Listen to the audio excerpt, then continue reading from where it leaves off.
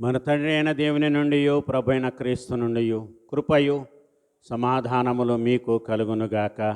ఆమేన్. దయచేసి కూర్చోనండి. ప్రభునందు ప్రియ దేవుని సంగమా, ప్రభు అయిన యేసుక్రీస్తు నామమున మీకందరికీ అడ్వెంట్లోని 3వ ఆదివారపు శుభాకాంక్షలు తెలియచేస్తున్నాను. దేవుడు మిమ్ములను మీ కుటుంబాలను కలిగిన సమస్తమును అన్ని విషయాల్లో హెచ్చించి సమృద్ధిని దయచేసి మహిమ పొందునుగాక. ఆమేన్. ఈ అడ్వెంట్లోని 3వ ఆదివారము కొరకు చదువబడిన 2 పాఠాల్లో మొదటి పాఠము పత్రిక వాక్యము. అపోస్తుడైన పౌలు కొరింథీయులకు రాసిన మొదటి పత్రిక 4వ అధ్యాయము మొదటి 5 వచనాల్లో మనం ఇక్కడ గమనించి చూస్తే ఎందుకు పౌలు ఈ మాటలు వాడాడని మనం ఇక్కడ గమనించాలి. ఏంటి ఆ మాటలంటే, మీ చేతనైనను ఏ మనుషుని చేతనైనను నేను విమర్శించబడుట నాకు మిక్కిలి అల్పమైన సంగతి. నన్ను నేనే విమర్శించుకొనను. నా యందు నాకు ఏ దోషమును కానరాదు. అయినను ఇందువలన నీతిమంతుడునుగా ఎంచబడను. నన్ను విమర్శించువాడు ప్రభువే. ఇది చాలా పెద్ద స్టేట్మెంట్. ఈ స్టేట్మెంట్ని పౌలు చెప్తున్నాడంటే, పౌలు ఈ కొరింథీ సంఘములో విశ్వాసుల మధ్యన లేనప్పుడు ఆ కొరింథీ పట్టణములో ఉన్నటువంటి క్రైస్తవ సమాజము, సంఘము వాళ్ళ యొక్క మనోభావాలు పౌలు పట్లను, ఆయన పరిచర్య పట్లను ఈ రోజున యథావిధిగా పౌలు ఈ మాట అనిన మాటను బట్టి మనం మాట్లాడుకుంటే, సంఘములో పాస్టర్ గారు ఉన్నప్పుడు ఒకలాగా మాట్లాడతారు, పాస్టర్ గారు లేనప్పుడు ఆయన పరోక్షములో కొన్ని మాటలు మాట్లాడతారు. అందుకనే విమర్శ, ప్రతి మనిషికి విమర్శ అనేది ఉంటుంది. సో ప్రతి మనిషి కూడా తనను తాను మర్చిపోయి ఎదుటి వ్యక్తిని విమర్శ చేస్తాడు. ఈ విమర్శలో అతిశయ కారణము ఎంత ఉంటుంది, అతిశయం ఎంత ఉంటుంది, స్వనీతి ఎంత ఉంటుంది. ఒక వ్యక్తిని నేను విమర్శించడానికి తగిన వాడనా కాదా అని కూడా ఆలోచించాలి. ఎదుటి వ్యక్తిని విమర్శించేటప్పుడు మొదట మనలను మనము తెలుసుకొని ఆ తరువాత ఎదుటి వ్యక్తిని విమర్శించాలి. ఇదే పౌలు కొరింథీయులకు రాసిన 2వ పత్రిక 12వ అధ్యాయములో మరి ఆయన చెప్పినటువంటి మాటలు చూస్తే, ప్రభు అయిన దేవుడు ఎందుకు ఇంతగా ఆయన శరీరాన్ని నలగొట్టాడో ఆయన చెప్తున్నాడు 7వ వచనములో. నాకు కలిగిన ప్రత్యక్షతలు బహు విశేషముగా ఉన్నందున నేను అత్యధికముగా హెచ్చిపోకుండానట్లు నాకు శరీరములో ఒక ముళ్ళు నేను అత్యధికముగా హెచ్చిపోకుండా నిమిత్తము నన్ను నలుగొట్టుటకు సాతాను యొక్క దూతగా ఉంచబడెను. అర్థమైంది కదా ఈ మాటలు? చాలా జాగ్రత్తగా అర్థం చేసుకోవాలి. ఇలాంటి పౌలు అంటే మనిషికి ఒక శక్తి వచ్చినప్పుడు, మనిషిలో ఒక శక్తి ఉన్నప్పుడు, ఒక ప్రత్యేకత ఉన్నప్పుడు ఆ మనిషిని సర్వసాధారణంగా అందరూ కూడా కొనియాడతారు, అందరూ కూడా మెచ్చుకుంటారు, అందరూ కూడా గొప్పగా చెప్పుకుంటారు, అందరూ అభిమానిస్తారు, అందరూ ప్రేమిస్తారు. ఇంతవరకు బాగున్నది, కానీ ఇవన్నీ దాటి ఇంకొక స్టెప్లోనికి వెళతారు. ఏంటి ఆ స్టెప్ అంటే, ఆ వ్యక్తిని ఆరాధించడము, పూజించడం కూడా మొదలు పెడతారు. Which should not happen. దేవునికే కలగాలి, ఏదైనా కూడా ఆరాధించాల్సింది దేవుణ్ణి ఆరాధించాలి, మహిమపరచాల్సింది దేవుణ్ణి మహిమపరచాలి, పూజించాల్సింది కూడా దేవుణ్ణి పూజించాలి. ఇవి మర్చిపోయి ఒక వ్యక్తిలో ఉన్నటువంటి కొన్ని మంచి లక్షణాలే, మంచి గుణాలే, వీటిని బట్టి ఆ ఎదుటి వ్యక్తిని కూడా ఎంతవరకు ఘనపరచాలి, మహిమపరచాలి, అంతవరకే మనం మహిమపరచాలి. దేవుని కంటే ఎక్కువగా ఆ వ్యక్తిని మనము పూజించకూడదు, ఆరాధించకూడదు. ఇక్కడ పౌలు ఈ కొరింథీయులకు రాసిన 2వ పత్రిక 12వ అధ్యాయంలో చెప్పినటువంటి ఈ మాటను బట్టి, ఈ 1 కొరింథీ పత్రిక 4వ అధ్యాయంలోని ఈ 3వ వచనాన్ని బట్టి, మీ చేతనైనను ఏ మనుషుని చేతనైనను విమర్శింపబడుట నాకు మిక్కిలి అల్పమైన సంగతి, నన్ను నేనే విమర్శించుకొనను.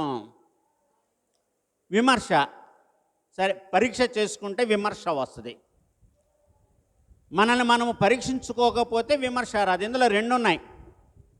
సద్విమర్శ ఒకటి ఉంది, అంటే మనల్ని మనము దిద్దుకునేటువంటి విమర్శ, మనల్ని మనమే విమర్శించుకోవాలి. అందుకని అన్నాడు ఇదే పౌలు తన ఆత్మీయ కుమారుడైనటువంటి తిమోతికి లేఖ రాస్తాడు.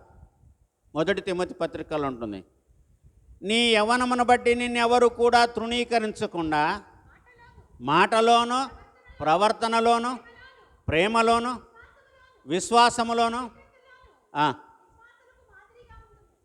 పవిత్రతలోనూ నువ్వు ఎలాగుండాలి? విశ్వాసులకు మాదిరిగా ఉండాలి. అప్పుడు నేను సద్విమర్శ చేస్తారు. నీవు మాదిరిగా ఉండకపోతే, నీలో మాదిరితనము చూడకపోతే నిన్ను చెడుగా విమర్శిస్తారు. సో పౌలుకున్నటువంటి యొక్క ప్రత్యక్షతలు చాలా గొప్పవై ఉన్నందున తనను తాను హెచ్చించుకోకుండా, లేకపోతే ఒకవేళ తనకు తాను అతిశయపడి ఎక్కడ పడిపోతాడో, దేవునికి తన భక్తుడు పడిపోవడం ఇష్టం లేదండి. దేవునికి తన భక్తుడు పడిపోవడము ఇష్టం లేదు. కాబట్టి దేవుడు ఏం చేశాడంట, పౌలులో ఒక ముళ్ళు పెట్టాడంట. an unremovable thorn, a thorn in the flesh. శరీరములో ఒక ముళ్ళు, a thorn in the flesh. ఎందుకంటే శరీరములో ఈ ముళ్ళు ఎప్పుడు కూడా గుచ్చుకుంటూనే ఉండాలి అంట. నడిచేటప్పుడు, పనుకునేటప్పుడు, కూర్చున్నప్పుడు, మాట్లాడేటప్పుడు ఆ నొప్పి మనిషికి తగులుతూనే ఉండాలి అంట. ఇఫ్ నాట్, మనిషి తనను తాను మర్చిపోతాడు, తనను తాను హెచ్చించుకుంటాడు. ఏ మాట అయితే అననీయతో యేసు ప్రభువారు ఆ అపోస్తుల కార్యముల గ్రంథము 9వ అధ్యాయములో చెప్పాడో, ఈయన రాజుల ఎదుటను అన్యజనుల ఎదుటను నా నామము భరించడానికి నేను ఏర్పరచుకున్నటువంటి సాధనమై ఉన్నాడు. ఇతడు నా నామమును భరించడం కోసం, బోధించడం కోసం ఇతడు ఎన్ని శ్రమలు అనుభవించాలో నేను ఇతనికి చూపిస్తాను అని అన్నాడు. పౌలుకి దేవుడు ఫ్రీ హ్యాండ్ ఇవ్వాల. ఒకవేళ దేవుడు పౌలుకు గనక ఫ్రీ హ్యాండే గనక ఇచ్చుంటే, నా నామమును భరించడానికి ఈయన శ్రమలే అనుభవించాలి అన్నాడు. ప్రభునందు ప్రియులారా గమనించండి, ఆయన శ్రమలే అనుభవించాలి. ఆ శ్రమలు అనుభవిస్తే ఆయన తొలగిపోడు. క్షమించండి, ఒక మహోన్నతుడైనటువంటి వ్యక్తి గురించి ఈ సమయంలో మాట్లాడుకోవాలి. ఎవరంటే కేఏ పాల్ గారు.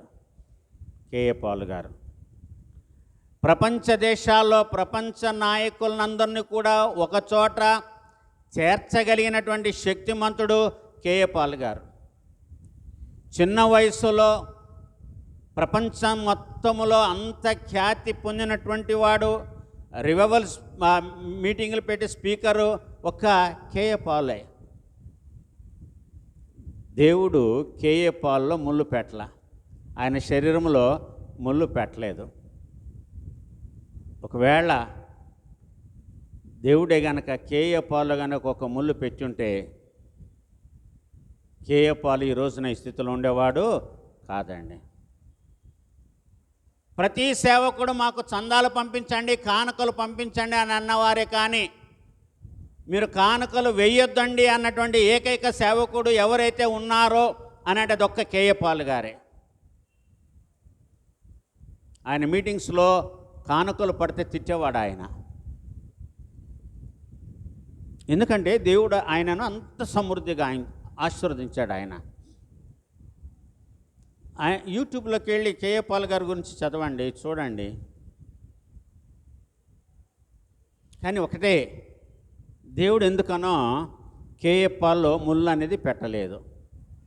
ఆ ముళ్ళు అనేది ఆయనలో లేదు కాబట్టి ఈ రోజున ఎక్కడో ఉన్నటువంటి కేఏ పాల్ ఈ రోజున ఈ స్థితిలో ఉన్నాడు. ఒక ఫేస్బుక్లో ఆయనది ఒక ఎపిసోడ్ చూసి నేను ఒక కామెంట్ పెట్టా, అయ్యా కేఏ పాల్ గారు, మీరంటే నాకు చాలా ఇష్టం, నేను కూడా ఒక సేవకుణ్ణే, మీరు ఈ రాజకీయాలు ఇవన్నీ వదిలేసి వెనక్కి రండి, మీ బ్యాగ్ మోస్తాను నేను అనేసి కామెంట్ పెట్టా. అవును ప్రభునందు ప్రియులారా, దేవుడు ఒక్కొక్కరికి ఒక్కొక్క శక్తి ఇస్తాడు, ఒక్కొక్క తలాంతులు ఇస్తాడు. ఈ తలాంతులు ఎక్కువైపోయినప్పుడు ఏమవుతాయి? అవి పొంగి పొర్లిపోతాయి. నా గిన్నె నిండి పొర్లుచున్నది. దావీదు మహారాజు అదే చెప్పాడు కీర్తనల గ్రంథము 23వ సంకీర్తనలో, when your cup is overflowing అంటే అర్థం ఏంటి? దేవుని దీవెనలు అంతా పొంగి పొర్లుతూ ఉన్నాయంటే మనల్ని మనం మర్చిపోతున్నాము అని అర్థం. మనల్ని మనము మర్చిపోతున్నామని అర్థం. కేఏ పాల్ గారి విషయంలో కూడా అదే జరిగింది. ఈవెన్ టిల్ టుడే ఈ రోజైనా ఆయన ఇవన్నీ వదిలేసి మళ్ళీ ఒకసారి వెనక్కి వెళ్ళి దేవుడు తనకిచ్చినటువంటి సిలువను ఎక్కడ పడేశాడో వెతుక్కొని మోస్తే మళ్ళీ ఆయన ఉన్నత స్థానంలో ఉంటాడు. ఆయన పడేశాడో దాచిపెట్టాడో మనకైతే తెలియదు. దేవుడు ఆయనకి ఇచ్చినటువంటి సిలువను కొంతకాలం తర్వాత మళ్ళీ మోద్దామని అనుకుంటున్నాడేమో మనకైతే తెలియదు. సో ఇక్కడ పౌలు చెప్తున్నటువంటి యొక్క మాటలను బట్టి ఆయనను నన్ను నేనే విమర్శ చేసుకోను. ఎందుకని అంటున్నాడు ఈ మాట? మనం చూస్తే ఏమన్నారంటే అక్కడ పౌలు కాలంలో కొరింథీ పట్టణంలో కొంతమంది నాయకులు పౌలు ద్వారా మార్పు చెందినటువంటి వారు, పౌలు యొక్క వాక్యమును విని ప్రభావితమైనటువంటి వారు, యేసు ప్రభువాన్ని గురించినటువంటి సువార్తను విని ప్రభావితమైనటువంటి వారు,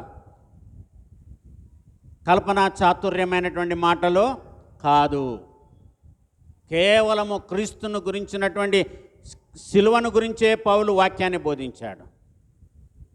అందుకని పౌలు ఒక సందర్భంలో అన్నాడు, గ్రీక్ దేశస్థులు ఏం వెతుకుతున్నారంట? సూచక్రియలు కావాలంట, వాళ్ళకి జ్ఞానం వెతుకుతున్నారు. కొంతమంది గ్రీస్ దేశస్థులు జ్ఞానం వెతుకుతున్నారు, కొంతమంది సూచక్రియలు, కొంతమంది అద్భుత కార్యాలు వెతుకుతున్నారంట. పౌలు ఏమన్నాడంటే, నేను మట్టుకు కేవలము సిలువ వేయబడిన క్రీస్తునే ప్రకటిస్తాను. ఇందులో కల్పనా చాతుర్యమైనటువంటి మాటలు లేవు. క్రీస్తు సిలువ శ్రమలను బోధించేదే కానీ నవ్వించేది కాదు, కవ్వించేది కాదు. ఇది కథా కాలక్షేపము కాదు, ఇది ఏడిపించేది. విన్నటువంటి వాళ్ళు కన్నీరు కార్చితే వాళ్ళలో మారు మనసు కలిగినట్లే, వాళ్ళలో పశ్చాత్తాపము కలిగినట్లే. దిస్ ఇస్ మై డ్యూటీ, అది పౌలు అన్నది. కనుక ప్రభునందు ప్రియులారా, ఎవరైతే పౌలు వాక్యము ద్వారా విని ప్రభావితమై నాయకులుగా ఉన్నారో వాళ్ళు ఏం చేశారంటే, ఆయన లేనప్పుడు వాళ్ళకి వాళ్ళు హెచ్చించుకొని వాళ్ళు సంఘము నుంచి వెడలిపోయి, పౌలుని విడిచి వెడలిపోయి, వాళ్ళు చాలా గొప్పగా వాళ్ళని వాళ్ళు భావించుకొని వాళ్ళు గొప్పగా చెప్పుకోవడం మొదలుపెట్టారు. పౌలు చెప్పినటువంటి క్రీస్తు సువార్తను వాళ్ళు మర్చిపోయి, వాళ్ళలో కలిగినటువంటి మారు మనస్సుకి మేము పౌలు కంటే ఏమి తక్కువ. ఏ విధంగా మోషే అక్క ఎవరు? మిరియాము.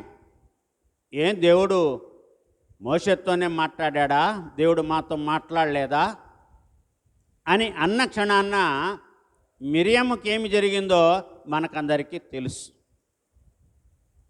ధర్మశాస్త్రములో.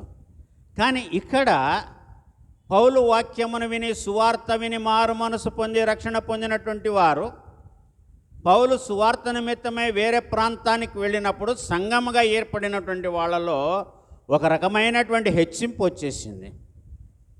మేము పౌలు కంటే ఏ విషయములో తక్కువ. ఆ రోజున అదే వచ్చింది, శిష్యులను బట్టి కూడా అదే వచ్చింది. మోషే ద్వారా చేయించిన కార్యాలు దేవుడు మా చేతను చేయించాడు కదా.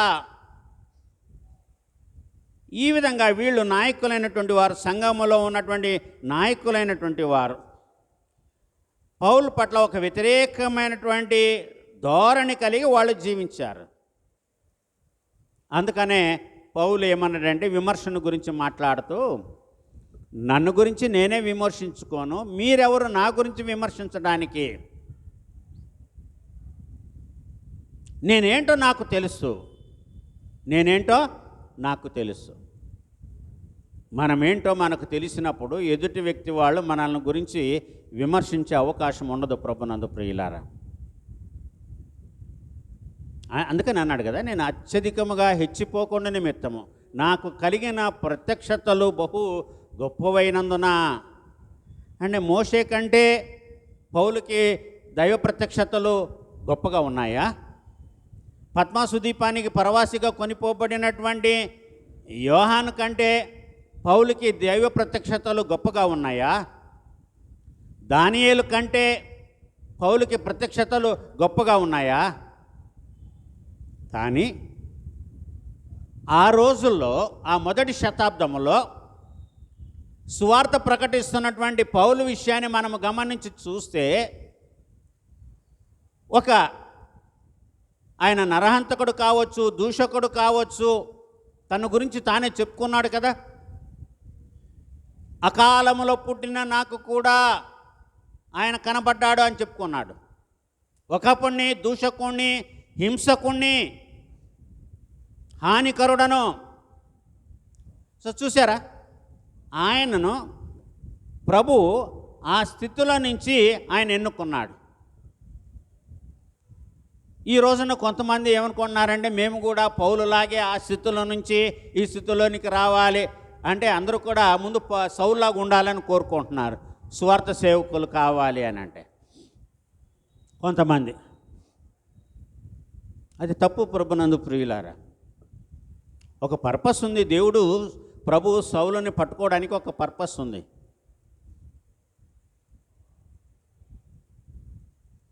అందుకనే పౌలు యొక్క జీవితం నాశనం కాకుండా పట్టుకున్నాడు. అట్లని ఆయన ప్రేమించింది తక్కువ, శిక్షించింది ఎక్కువ. సరే, ఒకవేళ ప్రేమించాడు అనుకోండి, ప్రేమలో కూడా శ్రమలే పెట్టాడు కానీ సుఖాన్ని ఇవ్వాల. సేవ పరిచర్య కాలంలో ఎక్కడైనా దేవుడు ఏ శ్రమ నుంచి అయినా పౌలుని మిరకలుగా కాపాడినట్టు ఆయన రాసిన పత్రికల్లో ఉందా? అపోస్తుల కార్యముల గ్రంథం చదవండి. చివరికి ఆయనకి పాము కూడా కరిచింది. అక్కడ కామెంట్స్ చదవండి. ఈయన ఏదో తప్పించుకొచ్చాడు కాబట్టి ఇక్కడ ఇది కూడా ఆయన వదలకుండా కాటు వేసింది, ఈయన నిజంగా చనిపోతాడు.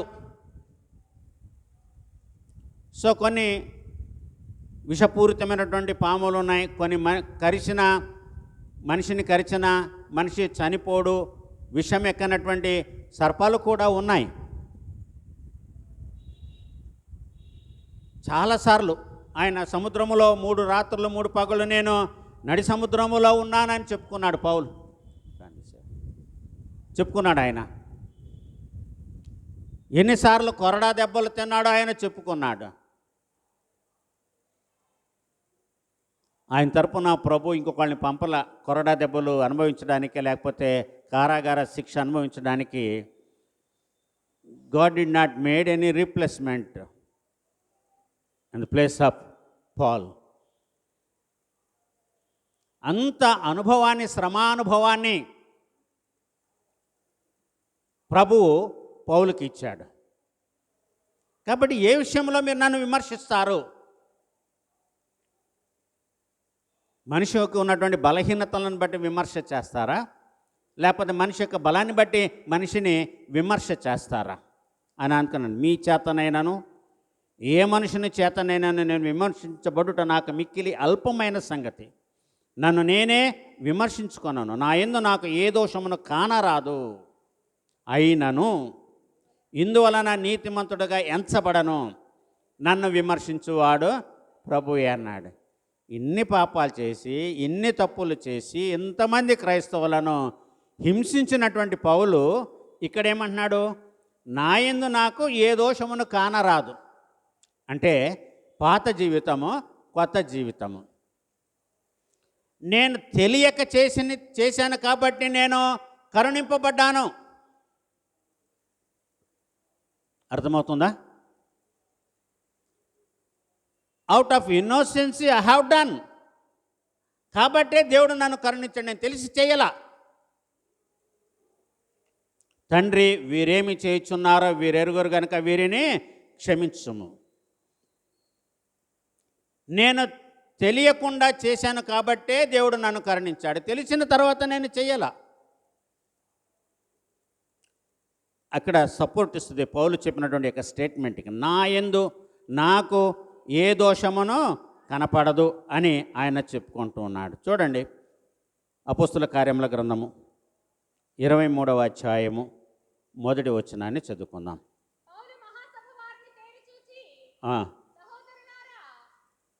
చదవండమ్మా. పౌలు మహాసభ వారిని తేరి చూచి, సహోదరులారా, నేను నేటి వరకు కేవలము మంచి మనస్సాక్షి గలవాడనై దేవుని ఎదుట నడుచుకొని చుంటినని చెప్పాను. నేను నేటి వరకు, ఇప్పటి వరకు కేవలము మంచి మనస్సాక్షి గలవాడనై దేవుని ఎదుటని నేను నడుచుకొని చుంటిని. కాబట్టి ఇక్కడ ఏమంటున్నాడు? నా యందు నాకు ఏ దోషమునో కనపడట్లేదు. అంటే ఎప్పుడు? ఆ యొక్క దమస్కు మార్గమున వెళ్ళేటప్పుడు ఆయన గుర్రం మీద నుంచి కిందకి పడిన తరువాత 3 రోజులు అంధుడయ్యుండి, 3 రోజుల తర్వాత ఏ క్షణాన అననీయ ప్రార్థన చేయగా ఆయన కళ్ళు తెరవబడ్డాయో అప్పటి నుంచి అక్కడ చెప్తున్నాడు అన్నమాట. ఇక్కడ అది అప్లికేబుల్. దానికి ముందు విషయం ఆయన చెప్పట్లా. కాబట్టి ఇక్కడ అంటున్నాడు, నన్ను నేను విమర్శించుకోను, ఎందుకంటే నాలో నాకు ఎటువంటి దోషమునో కనపడదు. అప్పుడైతే తెలియక చేశాను. ఇప్పుడు తెలిసింది, ఎందుకు చేస్తాను? నేను సత్యాన్ని తెలుసుకున్నాను. What is truth? యేసయ్య చెప్పాడు, మార్గమును, సత్యమును, జీవమును నేనే అన్నాడు. సత్యము మిమ్మలను స్వతంత్రులుగా చేయును. సో పౌలుని సత్యము, క్రీస్తు శిలువ మరణము, సువార్త ఆయన స్వతంత్రుడిగా చేసింది, బందీగా చేయలా. కాబట్టి పౌలు ఏమంటున్నాడంటే, నా యందు నాకు ఏ దోషమును కానరాదు, అయినను ఇందువలన నీతిమంతుడిగా ఎంచబడను, నన్ను విమర్శించేది ప్రభువే. కొరింథీయులకు రాసిన 2వ పత్రిక 5వ అధ్యాయము 10వ వచనాన్ని చదువుకుందాం. ఎందుకనగా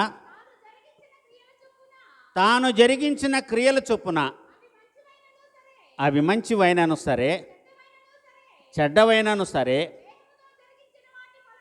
దేహముతో జరిగించిన వాటి ఫలమును ప్రతివాడును పొందినట్లు మనమందరమును క్రీస్తు న్యాయపీఠము ఎదుట ప్రత్యక్షము కావలయును. ఆయన న్యాయపీఠం ఎదుట ప్రత్యక్షము కావాలి అంట. పౌలుకి ఆ ఛాన్స్ లేదు, దాన్ని తప్పించాడు దేవుడు. పౌలుని దేవుడు ఏం చేశాడంటే మరణములో నుండి జీవములోనికి తీసుకొని వెళ్ళాడు. ఎందుకంటే ఆ శ్రమలన్నీ ఆయన అనుభవించేశాడు కదా. ఆ దమస్కు మార్గంలో వెళ్తుంటే గుర్రం మీద నుంచి పడేశాడు. ఆ మిట్ట మధ్యాహ్నం మండుటెండలో ఆయన కళ్ళు పోయేట్లుగా చేశాడు, సొమ్మసిల్లి పడేట్లుగా చేశాడు. 3 రోజులు గాఢంధకారంతో ఉన్నాడు. వెలుగులో ఉన్న కంటి చూపు లేనటువంటి వాడు గాఢంధకారములో ఉన్నట్టే నలుగుగొట్టబడ్డాడు. దాని తర్వాత అననీయ వచ్చాడు. There is no any such instant immediate action between God and sinner. ఇన్స్టాంట్గా దేవుడు ఏం చేసే ఇలా పౌలును మార్చలా. 3 రోజులు టైం ఇచ్చాడు పౌలుకి. 3 రోజులు మౌనంగా ఉన్నాడు. నువ్వు ఎవరు ప్రభువా? నువ్వు హింసిస్తున్నటువంటి క్రీస్తును నేను. ఎందుకు అప్పుడే ఆయన మిగతా వాళ్ళని స్వస్థపరిచినట్లుగా క్షమించినట్లుగా పౌలు పట్ల ఎందుకు దేవుడు బిహేవ్ చేయలేదు? దేవుడు కూడా కొన్నిసార్లు మనల్ని చూసి చూడనట్టు ఉంటాడు. మనం అనుభవించడం దేవునికి ఇష్టమంట, శ్రమలు అనుభవించడం. అదే మాట అక్కడ 9వ అధ్యాయంలో అపోస్తల కార్యములు 9వ అధ్యాయం గురించి, నేను ఇతడు నా నామమును భరించడానికి ఇతడు ఎన్ని శ్రమలు అనుభవించాలో నేను చూపుతాను అని అన్న మాటకు ఒక భక్తుడు ఏమన్నాడంటే, God loves his children suffering. దేవుని పిల్లలు శ్రమపడడం దేవుడికి ఇష్టమంట. దేవుడు మనల్ని ప్రేమిస్తే ఆయనకి ఇష్టమంట. దేవుడు మనల్ని ప్రేమించకపోతే దేవుడు మనల్ని శ్రమ పెట్టడంట. సో ఒకసారి చెప్పాను, 2 సార్లు చెప్పాను, మళ్ళీ చెప్తున్నాను. మీరు శ్రమలు అనుభవిస్తున్నారంటే మీరు ధన్యులు. దేవుడు మిమ్మల్ని చూస్తూ ఉన్నాడు. మీరు శ్రమలు అనుభవించట్లేకపోతే మీరు ధన్యులు కాదు. దేవుడు మిమ్మల్ని పట్టించుకోవట్లేదు. ఎందుకంటే ఆయన శ్రమలో నుంచి మనల్ని ఏ విధంగా బయటకు తీసుకురావాలో దేవుడికి తెలుసు. దేవుడు మనల్ని శ్రమ పెడితే, దేవుడు అన్యాయంగా ఎవరిని కూడా శ్రమ పెట్టడు. మనం చేసిన తప్పులుగానే మనం శ్రమలు తెచ్చుకుంటాం. It is because of our own iniquities we suffer. God never tests anybody. ఎవరిని కూడా శోధనలోనికి దేవుడు తీసుకురాడాడు. కనుక ప్రభునందు ప్రియులారా, ఇక్కడ ఆయన వాక్యము ద్వారా పెరిగినటువంటి వారు, పెద్దవారైనటువంటి వారు, సంఘములో నాయకులైనటువంటి వారు, ఆయన కొన్ని నెలలు కొన్ని రోజులు వేరే ప్రాంతానికి వెళ్ళే లోపలికి వీళ్ళలో మార్పు వచ్చేసింది. ఎంత ఎత్తుకెదిగారంటే ఒక దైవజనుడిని, దైవ సేవకుడిని దూషించే స్టేజ్కి, లేకపోతే ఆయన్ని విమర్శించే స్టేజ్కి ఎదిగిపోయారు. అందుకని ఈ మాటలు పౌలు చెప్పాల్సినటువంటి అవసరం వచ్చింది. కాబట్టి సమయము రాకమునుపు అనగా ప్రభువు వచ్చు పర్యంతము దేని గూర్చియు తీర్పు తీర్చకుడి. ఆయన అంధకారమందలి రహస్యములను వెలుగులోకి తెచ్చి హృదయములోని ఆలోచనలను బయలుపరచున్నప్పుడు ప్రతివానికిని తగిన మెప్పు దేవుని వలన కలుగును. ఇదే జకర్య పాడినటువంటి పాఠాల్లోని ఒక అంశము. ఏంటి అంశము? అంధకారమందలి రహస్యములోను వెలుగులోనికి తెచ్చి హృదయములోని ఆలోచనలను బయలుపరచునప్పుడు, హృదయాల్లో ఉన్నటువంటి ఆలోచనలను బయలుపరుస్తాడంట. ఎవరి హృదయ ఆలోచనలను? ఆశ్చర్యకరుడు, ఆలోచనకర్త. ఆయన ఆలోచనకర్త కాబట్టి హృదయ ఆలోచనలను ఆయన బయటికి తీసుకువస్తాడంట. బయలుపరచున్నప్పుడు ప్రతివానికిని తగిన మెప్పు దేవుని వలన కలుగుతుంది. కాబట్టి నన్ను నేను హెచ్చించుకోవడం కాదు, నన్ను నేను విమర్శించుకోవడం కాదు. నన్నైనా మిమ్మల్నైనా ఎవరినైనా విమర్శించేకి ఒక దేవునికే అధికారం ఉంది, శక్తి ఉంది. ఇక్కడే చూడండి 3వ అధ్యాయంలో 12వ వచనం 13వ వచనం చదువుకుందాం. ఎవడైనాను ఎవడైనాను ఈ పునాది మీద బంగారము, వెండి, ఇటుక, రాళ్ళు, కర్ర, గడ్డి, కొయ్యకాలు మొదలైన వాటితో కట్టిన ఎడల వాని వాని పని కనబడను, ఆ దినము దానిని తేటపరచును, అది అగ్ని చేత బయలుపరచబడును, మరియు వాని వాని పని ఎట్టిదో దానిని అగ్నియే పరీక్షించును. అగ్నికి ఉన్నటువంటి గుణము ఏంటంటే పరీక్షించడం, బంగారాన్ని పరీక్షించడం, ఇనుముని పరీక్షించడం, ఒక మెటల్ని, హార్డ్ మెటల్ని పరీక్షించడమే అగ్ని యొక్క ముఖ్య లక్షణం. కాబట్టి ఇక్కడ అంటున్నాడు, ఎవడైనాను ఈ పునాది మీద బంగారు, వెండి, వెలగల రాళ్ళు, కర్ర, గడ్డి, కొయ్యకాలు మొదలైన వాటితో కట్టిన ఎడల వాని వాని పని కనపడను. సో మన టాలెంట్ అంతా కూడా మనం చేసే కన్స్ట్రక్షన్లో. సో ఇక్కడ నేను చెప్పేది ఏంటంటే, మీరు భౌతికంగా తీసుకోకండి, ఏదో ఒక ఇంటిని గురించి తీసుకోకండి, మిమ్మల్ని మీరు కట్టుకోండి. Build your self. నన్ను నేను కట్టుకోవాలి. నన్ను నేను కట్టుకునేటప్పుడు నేను చాలా బాగుండాలనే కట్టుకుంటాను. ఎదుటి వాళ్ళు నన్ను ఎక్కిరించేట్లుగా నేను ఉండకూడదని నేను అనుకుంటాను. ప్రతి ఒక్కరు నన్ను చూసేట్లుగా నేను కనబడాలనే నన్ను నేను కట్టుకుంటాను. ప్రభునందు ప్రియులారా, అది దైవికంగా ప్రతి ఒక్కరికి ఆలోచన రావాలి. So build your self. నువ్వు బలహీనుడవైతే పక్క వాళ్ళ సహాయం కాలే నిన్ను నీవు కట్టుకోవడానికి. నువ్వు బలవంతుడవైతే నిన్ను నువ్వే కట్టుకుంటావు. దీనికి కూడా ఒక మాట చెప్తా, పౌలు చెప్పినటువంటి మాటే, బలహీనత బలమును గురించి. ఇదే పౌలు కొరింథీయులకు రాసిన 2వ పత్రిక 12వ అధ్యాయంలో పౌలు అంటాడు, ఏమని?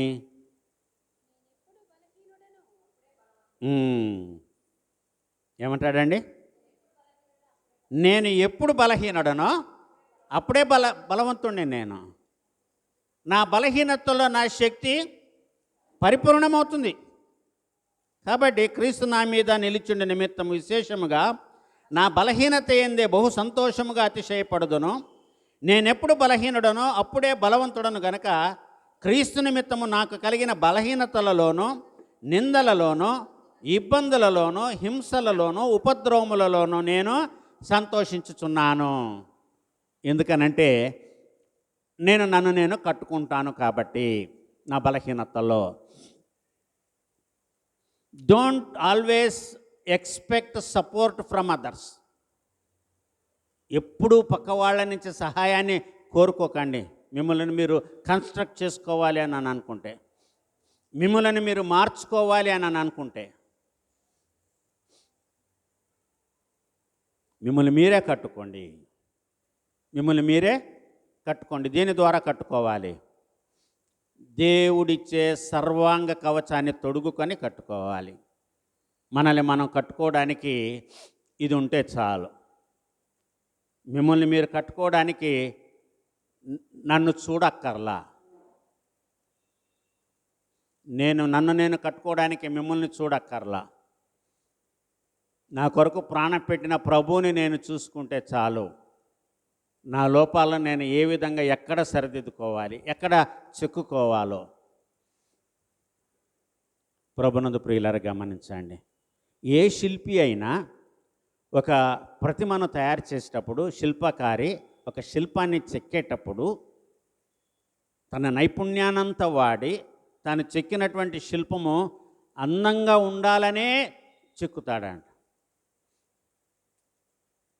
అంగవికారంగా ఏ శిల్పి కూడా ఏ విగ్రహాన్ని కూడా చెక్కడు. అందులో జీవము ఉట్టిపడేట్లుగా కనబడుతుందంట.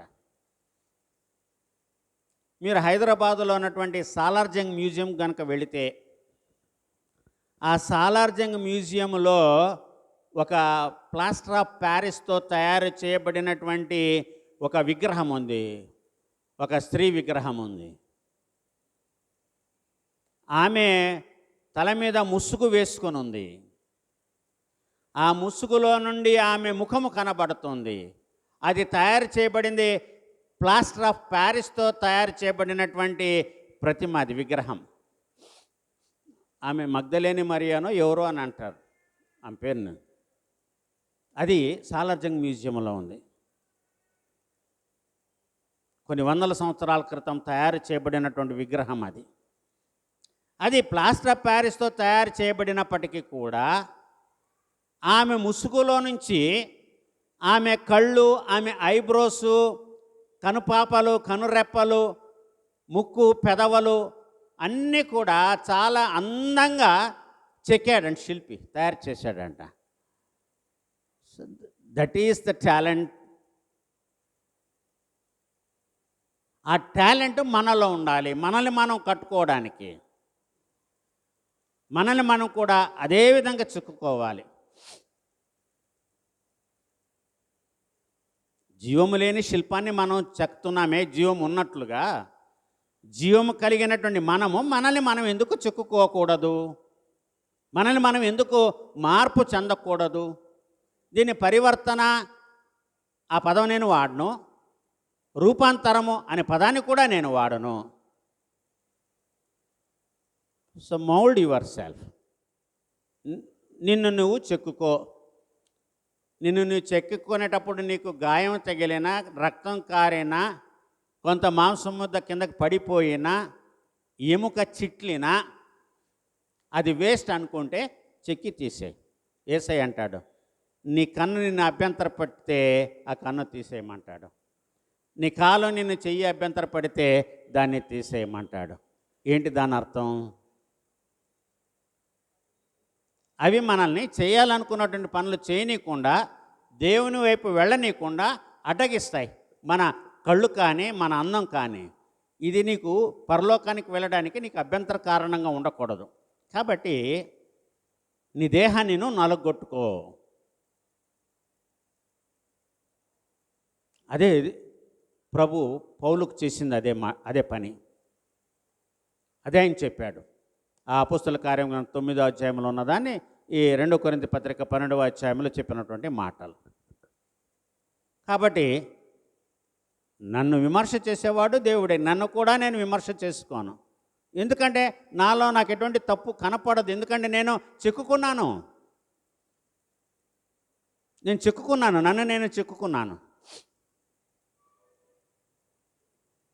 ఎందుకు ఇంత ఇంపార్టెన్స్ క్రొత్త నిబంధనలో పౌలుకి ఇవ్వబడ్డాయి? క్రీస్తుని గురించిన సువార్తలేమో 4, పౌలు గురించినటువంటి పత్రికలేమో 13. ఎవరు గొప్ప? క్రీస్తు గొప్పనా, పౌలు గొప్పనా? ఈ సందేహం కూడా రాలా ఇప్పటి కాలంలో. యేసు ప్రభు వారి కంటే పౌలే ఎక్కువ శ్రమలు అనుభవించాడు అని కూడా చెప్తారు. క్రీస్తు శ్రమలు అనుభవించింది 3.5 సంవత్సరాలే. పౌలు శ్రమలు అనుభవించింది ఆయన దమస్కు మార్గమున పట్టబడిన దగ్గర నుంచి ఆయన చనిపోయే వరకు ఆయన జీవితం అంతా కూడా శ్రమల జీవితమే.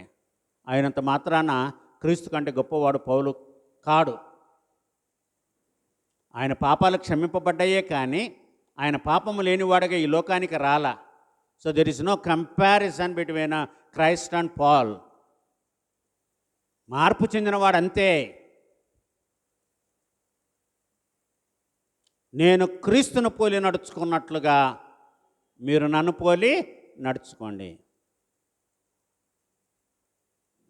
I imitated one person, you imitate me. So ఒక వ్యక్తిని అనుకరించాలి అని అంటే కొన్ని కావాలి. ఎదుటి వ్యక్తిని నేను ఎందుకు అనుకరించాలి? ఏమి చూసి నేను ఆయన్ని అనుకరించాలి? గమనించండి ప్రభునందు ప్రియులారా. కాబట్టి ఈ అడ్వెంట్లోని ఈ 3వ ఆదివారంలో ఇవ్వబడినటువంటి క్రీస్తు రాకడకు ముందు ఇందాక పాట పాడుకున్నాం కదా, 233వ పాట, వచ్చును క్రీస్తు ఈ లోకానికి వస్తాడు. ఆయన వచ్చినప్పుడు what are the changes that are going to be taken in the universe, in nature, సృష్టిలో కలుగబోయేటువంటి మార్పులు. క్రీస్తు వస్తున్నాడు అంటే ఏదో గొప్ప వింత జరగబోతుందని తలంచకుడి అని అంటాడు. మీరు పడినటువంటి శ్రమలకు ఆయన క్రీస్తు రాకడకు ముందు ఈ శ్రమలని మనము ఈ లోకములో అనుభవించే వాటన్నిటిని కూడా ప్రభునందు ప్రియులారా మనం గమనించి చూసినట్లయితే ఆ విషయానికి సమాధానము పౌలే చెప్తున్నాడు. చాలా ఆయన పత్రికల్లో ఆయన చెప్తున్నాడు, ఏదో వింత మీకు కలిగినటువంటి శ్రమను బట్టి ఏదో ఒక గొప్ప వింత మీకు జరగబోతుంది అని మీరు ఆశ్చర్యపడకండి అని అంటాడు. ఈ శ్రమ అనుభవించాం కాబట్టి నెక్స్ట్ నాకు పూల బాట ఉంటుందేమో. ముందు దాటాలి కదా, దాటితేనే కదా, దాటకుండా ఎట్లా తెలుస్తుంది? ఒడ్డు చేరుకుంటేనే కదా. ఇశ్రాయేలీయులు పగటిపూట సముద్రం మధ్యలో గుండా నడిచారా, రాత్రిపూట నడిచారా? చెప్పండి. ఎర్ర సముద్రాన్ని రాత్రిపూట దాటారా, పగటిపూట దాటారా? మధ్యాహ్నం పూట దాటారా, సాయంకాలం పూట దాటారా? రాత్రిపూట దాటారు. వాళ్ళ ప్రయాణం అంతా కూడా రాత్రి ప్రయాణమే. మరణదూత వచ్చింది రాత్రిపూటే, వాళ్ళు తట్టాబుట్ట సర్దుకున్నది రాత్రిపూటే, వాళ్ళ ప్రయాణం చేసింది రాత్రిపూటే. తెల్లవారిన తర్వాత ఒడ్డు చూశారు. వాళ్ళ శ్రమలవే. తెల్లవారే సమయానికి వాళ్ళు ఒడ్డు చేరుకున్నారు. వాళ్ళు వెనక్కి తిరిగి చూడల. ప్రభునందు ప్రియులారా, క్రీస్తు యొక్క ఈ రెండవ రాకడలో మనము చేస్తున్నటువంటి ఈ యొక్క ప్రయాణం అంతా కూడా గాఢాంధకార ప్రయాణమే. గాఢాంధకారపు లోయలలో నేను సంచరించినను ఏ అపాయమునకు నేను భయపడను అని అంటున్నాడు. భయపడనని అంటున్నాడు. సరే, కొంత సమయము సువార్త వాక్యంలోనికి వెళదాం.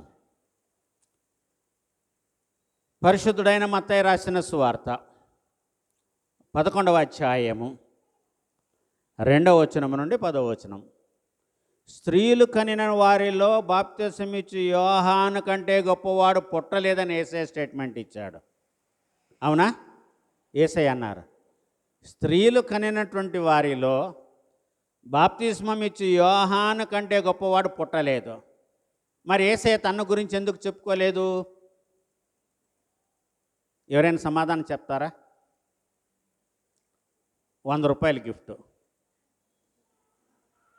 తన తల్లి గురించి ఎందుకు చెప్పుకోలేదు? స్త్రీలు కన్న వాళ్ళలో ఆయన పేరుని ఎందుకు యేసయ్య వాడుకోలేదు?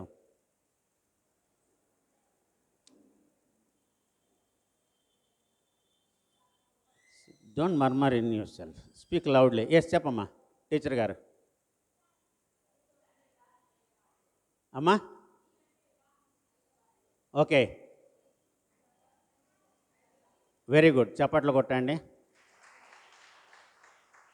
షీ వాజ్ వర్జిన్, ఆమె కన్యక, ఒక పురుషునికి ప్రదానము చేయబడిందే కానీ వివాహము కాలేదు. సంసార ధర్మము చొప్పున ఆమె బిడ్డను కనలేదు. కాబట్టి ఆమె సాధారణమైనటువంటి స్త్రీల్లో ఒకటిగా ఆమె పరిగణింపబడదు యేసు ప్రభు వారి విషయంలో. తర్వాత ఆమెకు బిడ్డలు కలిగారు. అందుకని అన్నాడు యేసయ్య, స్త్రీలు కన్నటువంటి వారిలో బాప్తిసం ఇచ్చి యోహాను కంటే గొప్పవాడే పుట్టలేదంట. దావీదు సంగతి ఏంటి? ఆయన కుటుంబం నుంచే యేసయ్య వచ్చాడు కదా. ఎందుకు బాప్తిసం ఇచ్చి యోహాన్ని యేసు ప్రభువారు ఇంతగా హెచ్చిస్తున్నాడు? అందుకనే ఈ మత్తయి సువార్త 11వ అధ్యాయంలోని 2వ వచనం నుంచి 10వ వచనంలో చూస్తే ఏమంటున్నాడు? క్రీస్తు చేయుచున్న కార్యములను గూర్చి యోహాను చెరసాలలో విని, రాబోవు వాడవు నీవేనా, మేము మరి ఒకని కొరకు కనిపెట్టవలెనా అని ఆయనను అడుగుటకు తన శిష్యులను పంపెను. యేసు వారిని చూచి, మీరు వెళ్ళి విన్న వాటిని కన్న వాటిని యోహానుకు తెలుపుడి. గుడ్డివారు చూపు పొందుచున్నారు, కుంటివారు నడుచున్నారు, కుష్ఠరోగులు శుద్ధులగుచున్నారు, చెవిటివారు వినుచున్నారు, చనిపోయిన వారు లేపబడుచున్నారు, బీదలకు సువార్త ప్రకటింపబడుచున్నది. మరియు నా విషయమై అభ్యంతరపడని వాడు ధన్యుడని ఉత్తరం ఇచ్చెను. అప్పుడు యేసయ్య చెప్పాడు, మీరు ఎవరిని చూడడానికి వెళ్ళితిరి? అరణ్యములోనికి. గాలికి కదిలింపబడిన రెల్లున మరి ఏమి చూడ వెళ్ళితిరి? సన్నపు నారబట్టలు ధరించుకొనిన మనుషున్న. ఇదిగో సన్నపు బట్టలు ధరించుకుని వారు రాజగృహమునందు ఉందురు. మరి ఏమి చూడ వెళ్ళితిరి? ప్రవక్తను. అవును కానీ ప్రవక్త కంటే గొప్పవాడనని మీతో చెప్పుచున్నాను. ఇదిగో నేను నా దూతను నీకు ముందుగా పంపుచున్నాను, అతడు నీ ముందర నీ మార్గమును సిద్ధపరచును అని ఎవని గూర్చి వ్రాయబడెనో అతడే ఈ యోహాను. స్త్రీలు కనిన వారిలో బాప్తిసమిచ్చు యోహాను కంటే గొప్పవాడు పుట్టలేదని నిశ్చయముగా మీతో చెప్పుచున్నాను. ఇటువంటి బాప్తిసమిచ్చు యోహానుకే కలవరము పుట్టిందంట. ఎందుకంటే ఈయన చెరలు వేయబడ్డాడు. ఇక ఈయన చాప్టర్ క్లోజ్ అయిపోయింది, బయటికి రాలేడు ఇంకా. ఎందుకంటే ఈయన ఇచ్చినటువంటి తీర్పు అటువంటిది. బాప్తిసమిచ్చు యోహాను హేరోదుకి ఇచ్చినటువంటి తీర్పు ప్రేరేపింపబడి, ఇది హేరోదు యొక్క సొంత ఆలోచన కాదు. బాప్తిసమిచ్చు యోహాన్ని చెరలో వేయడం కానీ ఆయన తల కొట్టించడం కానీ అది ఆయనకి అంత శక్తి లేదు, అంత ధైర్యము లేదు. దాని వెనుకల ఒక స్త్రీ హస్తం ఉంది. Why he was beheaded. Strong reason ఎవరంటే ఒక స్త్రీ. ఆ విషయాలన్నీ మీకు తెలుసు. ఈ బాప్తిసమిచ్చు యోహాను అంటున్నాడు, రాబోవాడవు నువ్వేనా? ఎట్లన్నాడు ఈ మాట? ఇదిగో లోక పాపమును మోసుకొని పోయే దేవుని గొర్రెపిల్ల అన్నటువంటి బాప్తిసమిచ్చు యోహాను, నేను మీకు నీళ్ళలో బాప్తిసం ఇచ్చాను, ఆయన మీకు పరిశుద్ధాత్మలోను అగ్నిలోను బాప్తిసం ఇస్తాడని చెప్పినటువంటి బాప్తిసమిచ్చు యోహాను, నా వెనుక వచ్చేవాడు నాకంటే గొప్పవాడు, ఆయన చెప్పులు వారును ఇప్పడానికి కూడా నేను పాత్రుడు కానని యేసుప్రభువుని గురించి సాక్ష్యం ఇచ్చినటువంటి బాప్తిసమిచ్చు యోహాను ఇప్పుడు అంటున్నాడు, రాబోవాడవు నువ్వేనా, లేకపోతే వేరే వాళ్ళు ఎవరైనా ఉన్నారా? ఎందుకంటే ఆలస్యం జరుగుతుంది, దేవుని యొక్క ప్రణాళిక నెరవేరట్లేదు. క్రీస్తు వచ్చినా కూడా అన్నీ మామూలుగానే జరుగుతున్నాయి అంటే ఇంకెవరైనా వస్తారా? అందుకనంటే ఇప్పటికి కూడా యూదులంట నమ్మరంట, క్రీస్తు రాలేదని చెప్తారంట వాళ్ళు. ఇంకా రాలే క్రీస్తు, స్టిల్ వీఆర్ వెయిటింగ్. ఈయన క్రీస్తు కాడు, ఆయన ఒక ప్రవక్త అంతే. క్రీస్తు ఒక ప్రవక్త అంతే. We don't believe in him. ఈయన వడ్లవాణి కుమారుడు కాడా? ఈయన సహోదరులు మనకు తెలియదా అని అన్నారు. కాబట్టి అక్కడ బాప్తిసమిచ్చు యోహాను కూడా కలవరపడ్డాడు. ఎందుకు క్రీస్తు వచ్చినా కూడా ఈ శ్రమలు ఎందుకు తగ్గట్లేదు? ఆయన వస్తే ఆయన రాజ్యాన్ని స్థాపిస్తాడు కదా. నా వెనుక వచ్చువాడు నాకంటే అధికుడు, ఆయన హెచ్చింపబడవలసి ఉన్నది, నేను తగ్గింపబడవలసి ఉన్నది. ఈ స్టేట్మెంట్లన్నీ కూడా బాప్తిసమిచ్చు యోహాను చెప్పినటువంటి మాటలే. అంతటి ఒక మహాబలము కలిగినటువంటి ఈ పురుషుడికి, క్రీస్తు కంటే 6 నెలలు పెద్దవాడైనటువంటి బాప్తిసమిచ్చు యోహానుకి కలవరం పడింది ఆయన చెరసాల్లో వేసిన వెంటనే. అయితే నాతోనే అంతమైపోతుందా? నువ్వేనా? ఇంకెవరైనా వస్తున్నారా? రావలసిన వాడివి నువ్వేనా ఈ లోకానికి? ఏ ఉద్దేశంతో? మరి యోహాను సువార్త 1వ అధ్యాయం 29వ వచనము 32వ వచనములో యేసయ్యను గురించి బాప్తిసమిచ్చు యోహాను ఆ మాటలు చెప్పాడు. ఇదిగో లోక పాపమును మోసుకొని పోయే దేవుని గొర్రెపిల్ల. మరి ఇక్కడ ఎందుకు అంటున్నాడు? రాబోవు వాడవు నువ్వేనా, ఇంకా మేము వేరే వాళ్ళ కోసం ఎవరి కోసమైనా కనిపెట్టుకోవాలా. చూడండి, ఆదికాండము 49వ అధ్యాయం 10వ వచనం. మీరు కరెక్ట్గా చదివితే నేను నా బైబిల్ షిలోహు వచ్చు వరకు యూదా యొద్ద నుండి దండము తొలగదు, అతని కాళ్ళ మధ్య నుండి రాజదండము తొలగదు, ప్రజలు అతనికి విధేయులై ఉంటారు. ఇది క్రీస్తు పుట్టుకను గురించి ధర్మశాస్త్రంలో రాయబడినటువంటి ఒక ప్రవచనము. ఒక యెషయా ప్రవక్తే కాదు, మీకా ప్రవక్తే కాదు, మోషే రాసినటువంటి ధర్మశాస్త్రం అని పిలువబడుతున్న 5 ఖండాల్లో క్రీస్తు పుట్టుక గురించి రాయబడి ఉంది, ఆయన పరిపాలన గురించి రాయబడి ఉంది. ప్రభునందు ప్రియులారా, ఇది మనము గమనించవలసినటువంటి వారమై ఉన్నాం. అదేవిధంగా మరొకసారి చూస్తే మరొక లేఖన భాగాన్ని ద్వితీయోపదేశ కాండము 18వ అధ్యాయము 16వ వచనాన్ని చదవండి.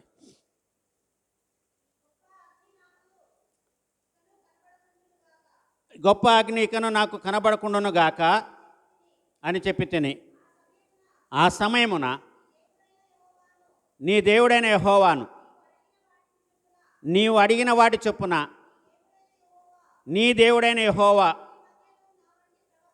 నీ మధ్యను నా వంటి ప్రవక్తను మీ సహోదరులలో మీ కొరకు పుట్టించును. ఆయన మాట మీరు వినాలి. ఆయనే ప్రభు అయిన క్రీస్తు. This is the second evident proof for son of man. మూడవది 18వ వచనం చదివారమ్మా అక్కడే, 16-18 వచనాలు. ఓకే, అయిపోయింది. 118వ సంకీర్తన 26వ వచనం చదవండి. యెహోవా పేరిట వచ్చువాడు ఆశీర్వాదమునందునుగాక, యెహోవా మందిరములలో నుండి మేము దీవించుచున్నాము. ఆయన ఏ విధంగా యెరూషలేములోనికి ప్రవేశించాడో మనకు తెలుసు. దానియేలు గ్రంథము 9వ అధ్యాయము 24వ వచనం. తిరుగుబాటును ఆర్పుటకును పాపమును నివారణ చేయుటకును దోషము నిమిత్తము ప్రాయశ్చిత్తము చేయుటకును యుగాంతము వరకు ఉండునట్టి నీతిని బయలుపరచుటకును నాశనమున ప్రవచనమును ముద్రించుటకును అతి పరిశుద్ధ స్థలమును అభిషేకించుటకును ఈ జనమునకును పరిశుద్ధ పట్టణమునకును 70 వారములు నిర్ణయింపబడ్డాయంట. దానియేలు ప్రవక్త ప్రవచించినటువంటి మాటలు క్రీస్తు యొక్క రెండవ రాకడ అంతాన్ని గురించి అక్కడ చెప్తున్నాడు. చివరిదిగా మలాకి గ్రంథము 3వ అధ్యాయము 1వ వచనాన్ని చదువుకుందాం. ఇదిగో నాకు ముందుగా మార్గము సిద్ధపరచుటకై నేను నా దూతను పంపుచున్నాను. మీరు వెతుకుచున్న ప్రభు అనగా మీరు కోరు నిబంధన దూత తన ఆలయమునకు హఠాత్తుగా వచ్చును. ఇదిగో ఆయన వచ్చుచున్నాడని సైన్యములకు అధిపతియగు యెహోవా సెలవిచ్చుచున్నాడు. సో బాప్తిస్మిచ్చి యోహాను గురించి చెప్పబడినటువంటి మాటలు. ప్రభునందు ప్రియులారా, ఏదైతే యేసు ప్రభువారు ఈ మత్తయి సువార్త 11వ అధ్యాయంలో 2వ వచనం నుండి ఈ 11వ వచనం వరకు చెప్పాడో,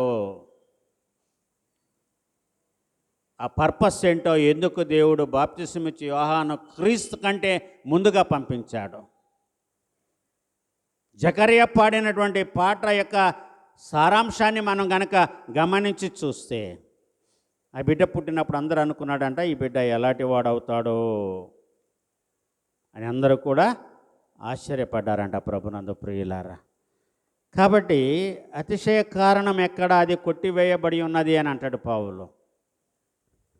అతిశయ కారణము కొట్టివేయబడి ఉన్నది.